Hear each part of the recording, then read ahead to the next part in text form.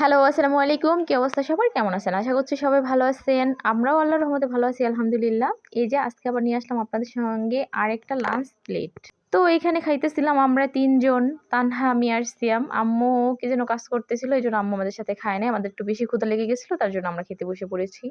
আর এখানে আজকে আমরা একটু বাইরে গেছিলাম।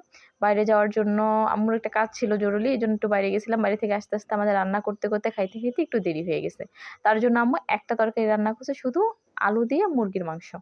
আসলে রান্নাটা এত মজা হয়েছিল যে কি বলবো আপনাদের সঙ্গে। আমি খাইতেছিলাম তো খাইতেই ছিলাম।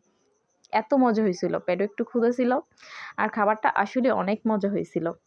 আর মায়ের হাতের রান্না প্রত্যেকটা বাচ্চার কাছে অনেক, অনেক ফেভারিট। তো তার ভিতরে আমার মায়ের রান্না একটু স্পেশাল। একটু মজা হয় বেশি। যারা খাইছেন তারাই বলতে পারবেন। তো আমার মায়ের হাতের রান্না কে কি খাইছেন কমেন্ট করে জানাবেন। আমার আত্মীয়স্বজন যারা, যারা আছেন। কে খাইছেন আমি জানি না। তো এই হচ্ছে আজকের খাওয়া-দাওয়া। এখানে খাইতেছিলাম আর আমরা গল্প করতেছিলাম। কি করতেছিলাম তা জানি না।